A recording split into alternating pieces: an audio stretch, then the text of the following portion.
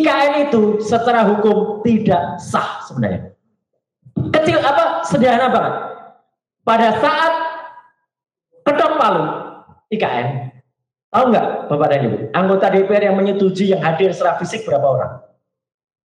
Hanya 77 anggota DPR. Bercanda, mari kita bersama membuat fakta hidup kita. Bayang kampung sebelah. Sampai kapan kita mau gaduh? Bagaimanapun Gibran sudah terpilih. Kalau sudah terpilih lantas tidak boleh dipersoalkan begitu. Lah untuk apa dipersoalkan? Lah ya sudah, jalani saja dulu. Gini Ro, misal kamu mau ke Jakarta naik bus, dikasih supir yang tidak ngerti cara nyetir juga tidak tahu arah ke Jakarta. Kamu diam saja, nunggu sampai bus nyebur jurang baru kamu protes. Ngomong sama Coro sama dengan ngomong dengan Baser lek, bikin kita makin dungu dan bikin kita jadi erosi. Emosi kok erosi? Oh sudah ganti toh, gantimu itu. Ini ngomong-ngomong ada kabar apa ini Pret? Ini lek, forum tanah air terus bergerak. Walau berulang direpresi, diintimidasi, tapi semangat juang untuk menegakkan kebenaran dan keadilan tidak surut. Di forum yang belum lama berlangsung, Roy Suryo menyerukan agar Jokowi diadili.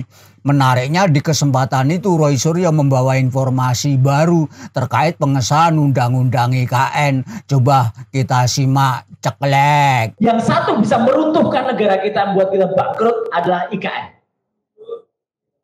Ibu kota negara. Saya kasih poin saja buat teman-teman nanti akan melakukan dan kita akan melakukan nanti Bang Marwan. IKN itu secara hukum tidak sah sebenarnya. Sederhana banget. Pada saat ketok palu IKN, tahu nggak Bapak dan Ibu, anggota DPR yang menyetujui yang hadir secara fisik berapa orang? Hanya 77 anggota DPR yang hadir. Dari 575. Hanya 13%. Yang lain katanya hadir secara online. Kita harus minta terhadap Komisi Informasi Pusat absen dari anggota DPR itu secara online. Kalau memang online bener. Ada nggak foto anggota dewannya? Kalau itu hanya online on saja, berarti yang hidupin hanya aspringnya atau TA-nya. Itu tidak sah. Ya, anggota yang hadir itu harus hadir secara fisik atau dia tampak wajahnya ketika ada. Dan yang saya tahu pada saat tanggal 18 Januari waktu itu pengesahan itu, yang lain on itu hanya on saja, hanya nampak profil picture-nya saja. Kalau hanya nampak profil picture-nya saja, berarti Undang-Undang IKN itu hanya disahkan oleh 13% anggota DPR. Dari situ sebenarnya sudah sah itu untuk kemudian kita gugat. Jika informasi itu betul, berarti pembangunan IKN memang tidak sah.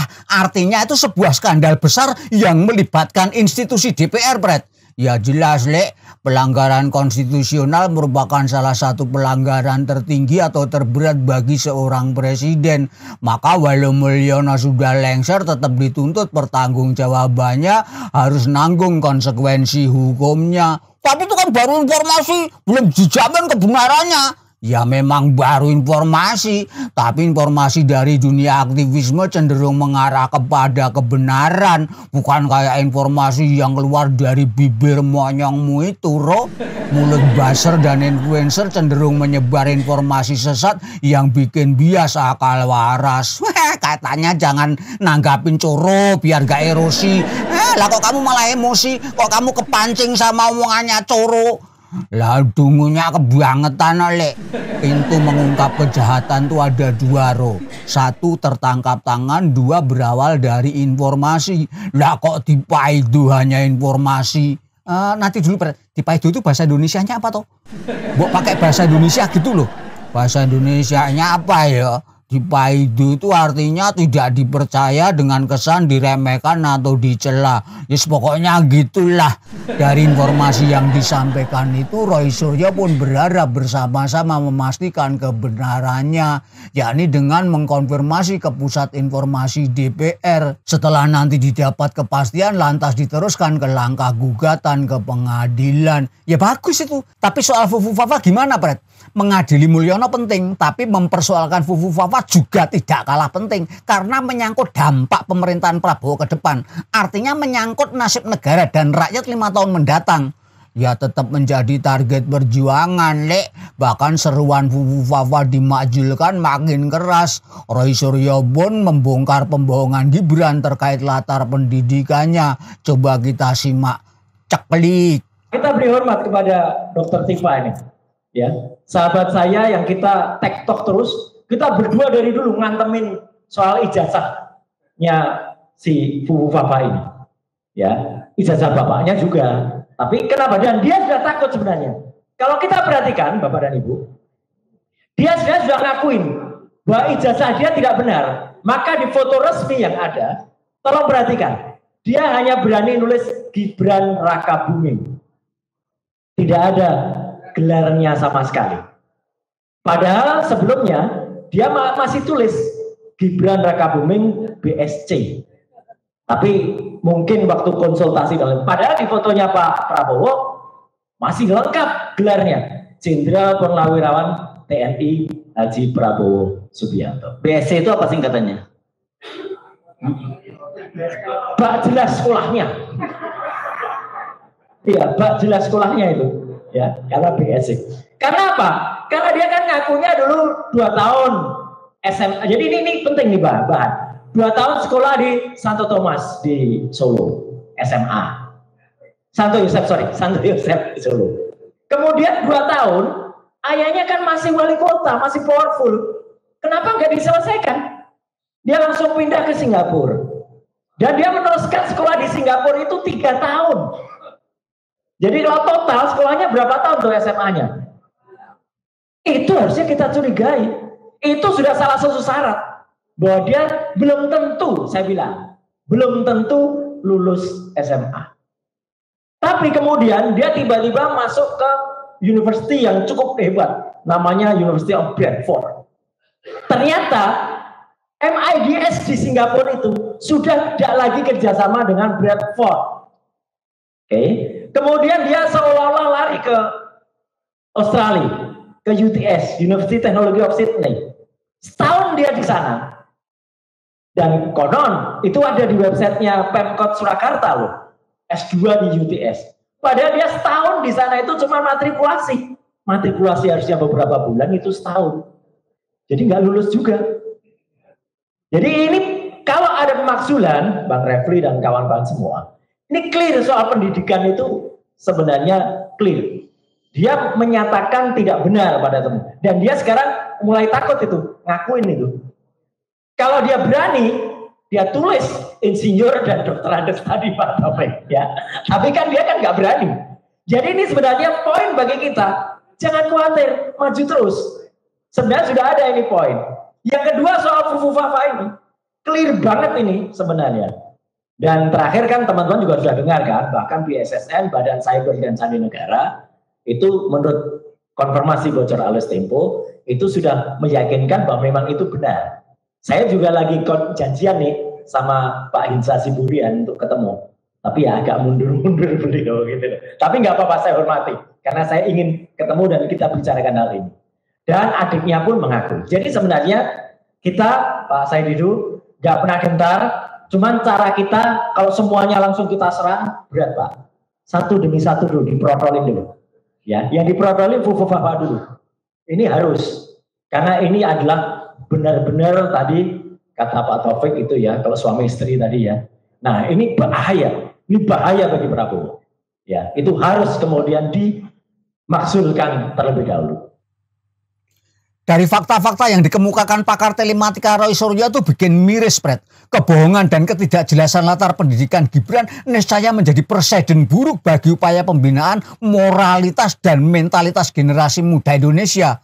Presiden buruk apa lagi?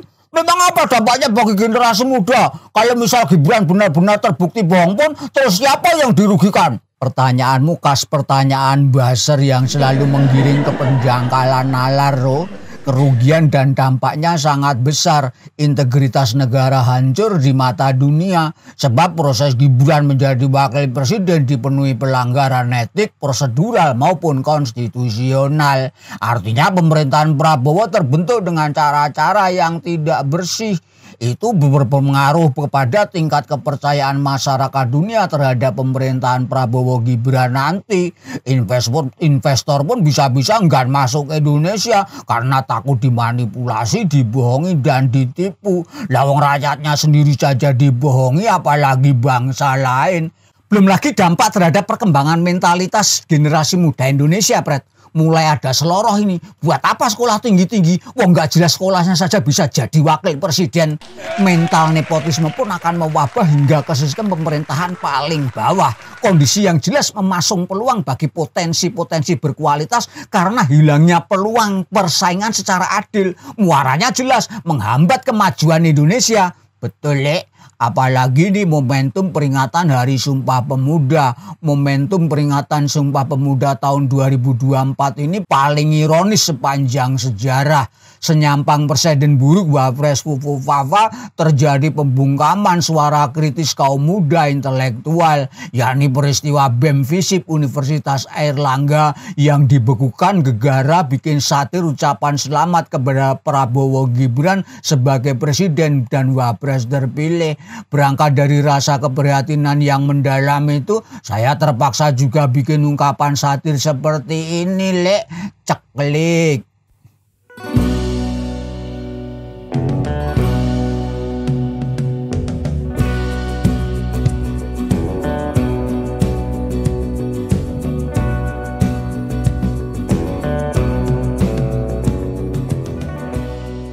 Ya gimana lagi, Pret? Tapi menurutmu apakah pemerintahan Prabowo nanti bisa membawa perubahan ke arah yang lebih baik, Pret?